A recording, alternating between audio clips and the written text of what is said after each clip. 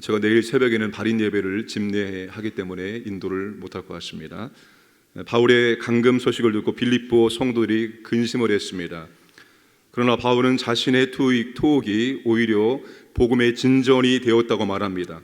바울의 매임이 그리스도 안에서 모든 시위대의 안과 그 밖의 모든 사람들에게 나타났다라고 말합니다. 이 소식을 듣고 감동을 받은 성도들이 겁없이 담대히 하나님의 말씀을 증거하게 되었습니다. 바울의 몸은 묶였지만 복음은 절대로 묶이지 않습니다.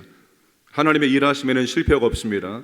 하나님은 인간의 작은 생각을 넘어서서 얼마든지 역사하실 수 있는 전능의 하나님이시기 때문입니다. 여러분, 우리의 생각은 바울이 자유롭게 돌아다니면서 복음을 증거하는 것이 낫다라고 합니다. 그러나 하나님은 복음이 로마의 상류층까지 빠른 시간에 증거되도록 하기 위해서 바울을 감금시켜 놓고 시리아인과 그 밖의 사람들에게 나타나게 하셨다는 것입니다. 이것이 더 빠르고 정확하기 때문입니다. 하나님은 모든 상황과 모든 환경을 사용하셔서 하나님의 역사를, 하나님의 복음의 능력을 나타낼 수 있다는 사실입니다.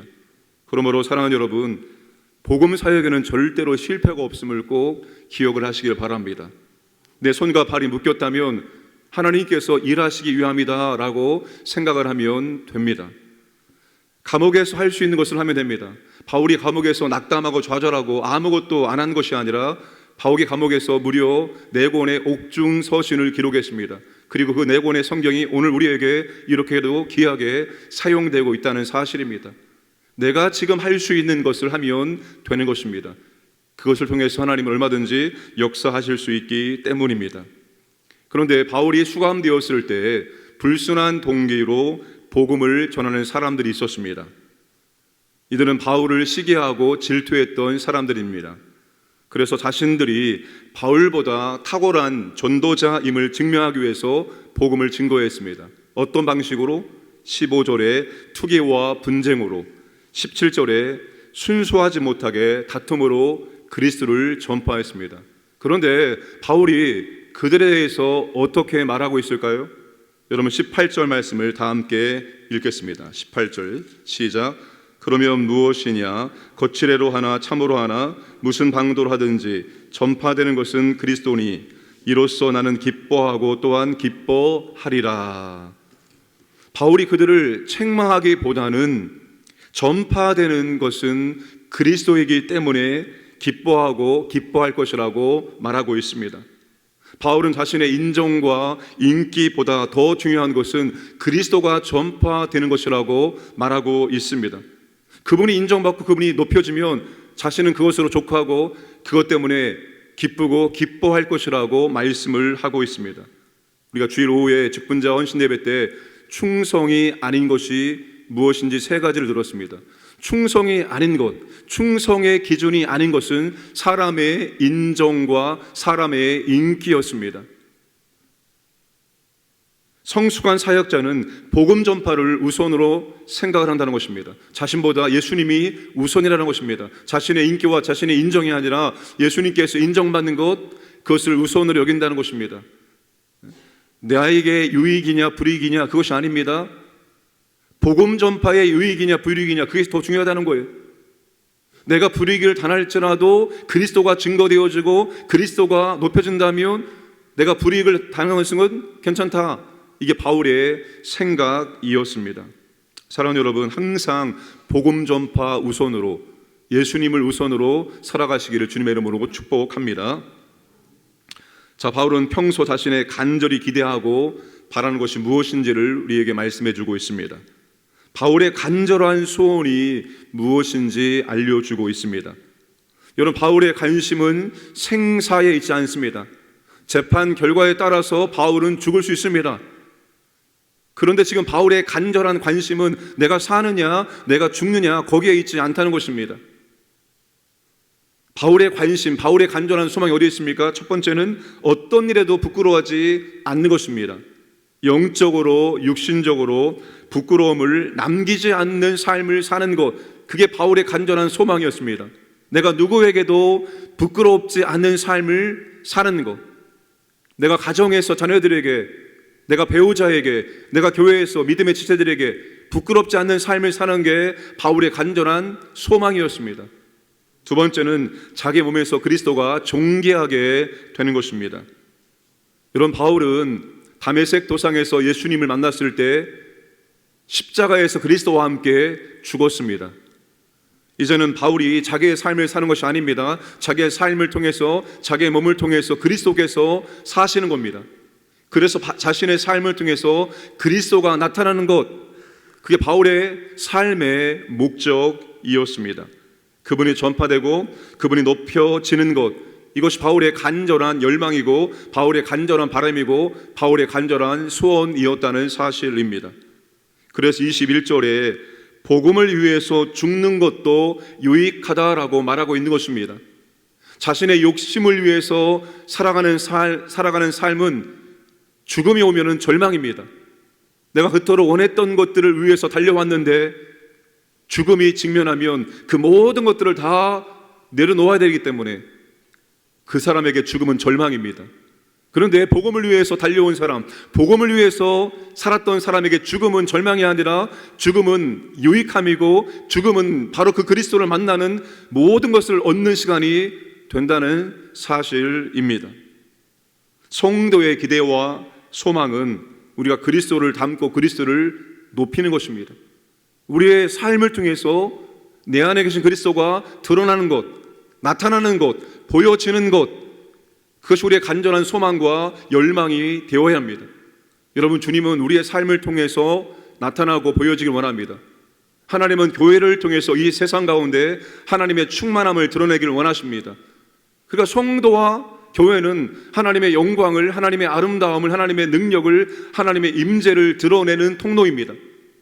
예수를 안 믿는 사람들이 혹은 세상이 보이지 않는 하나님을 드러낼 수 있습니까? 오직 예수를 믿는 사람들만이, 교회만이 유일하게 하나님의 임재와 영광과 아름다움과 능력을 드러낼 수 있는 통로가 된다는 사실입니다. 그게 우리의 인생의 소원이고 그게 우리의 인생의 간절한 열망이 되어야 됩니다. 미천한 우리의 삶을 통해서 내 안에 계신 그리스도가 다른 사람들에게 드러나는 것, 보여지는 것, 나타나는 것, 높여지는 것, 이것이 여러분 우리의 열망이고 우리의 간절한 소원이 되어야 한다는 것입니다. 나의 소원이 무엇입니까? 새해가 되어주면 항상 우리는 소원이 있습니다. 올해 꼭 이것을 이루고 싶다. 나의 간절한 갈망이 무엇입니까?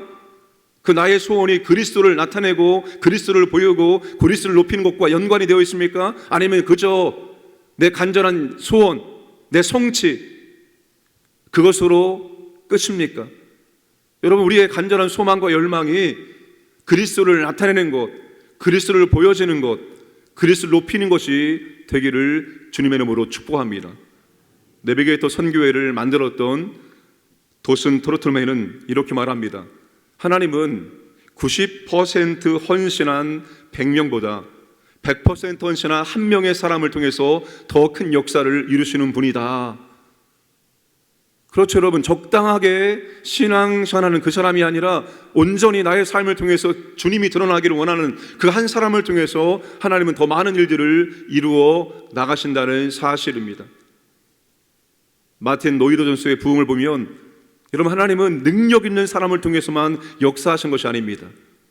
하나님은 대단한 곳에서만 역사하신 분이 아닙니다.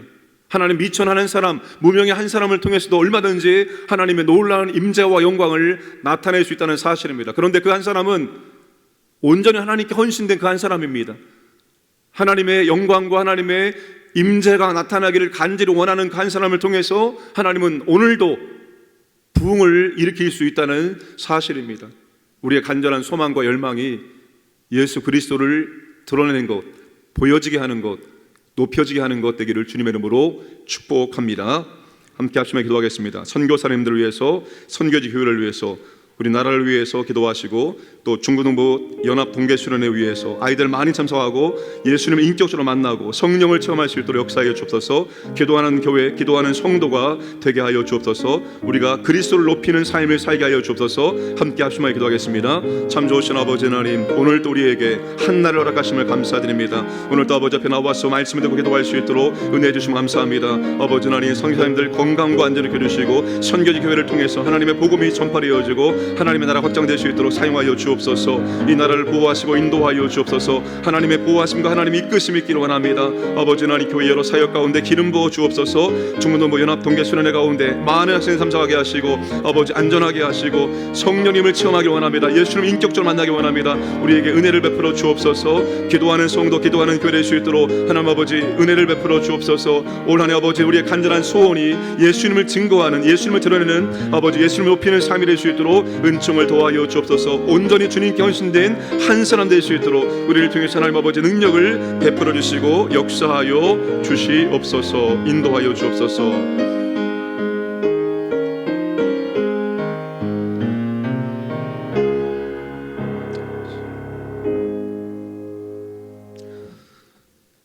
아버지 하나님 감사합니다. 오늘도 우리에게 한날 허락하시고 이 새벽에 주 앞에 나와서 말씀을 듣고 기도할 수 있도록 은혜를 주심을 진실로 감사합니다. 기도하는 성도, 기도하는 교회 될 수 있도록 은혜를 베풀어 주옵소서. 내 집은 만민이 기도하는 집이라 이 말씀 이룰 수 있도록 역사하여 주옵소서. 특별히 아버지 하나님, 바울의 간절한 기대와 소망이 무엇인지를 살펴봅니다. 그의 생사보다도, 그의 인기보다도, 인정보다도 오직 그 안에 계신 그리스도가 나타나고 드러내고 높여지는 것이었습니다. 아버지 하나님, 올 한 해 우리의 간절한 소망과 열망도 우리 안에 계신 그리스도가 보여지고 나타나는 것 되기를 원합니다. 우리의 미천한 삶을 통해서 주님이 증거되기를 원합니다. 우리를 복음의 통로로, 복음의 도구로 사용하여 주옵소서. 오늘도 아버지 하나님, 광인의 많은 가족들을 붙잡아 주시고 보호하시고 인도하여 주옵소서. 하나님의 은혜와 사랑을 경험할 수 있도록 역사하여 주옵소서. 특별히 아버지 하나님, 내일 중고등부 동계연합수련회가 있습니다. 많은 학생들이 참석하게 하시고 안전하게 하시고 예수님 인격적으로 만나게 하시고 성령을 체험할 수 있는 놀라운 시간 될 수 있도록 역사하시고 인도하여 주옵소서. 오늘도 주께서 함께 하시기를 원하며 모든 말씀 예수님의 이름으로 기도드리옵나이다. 아멘.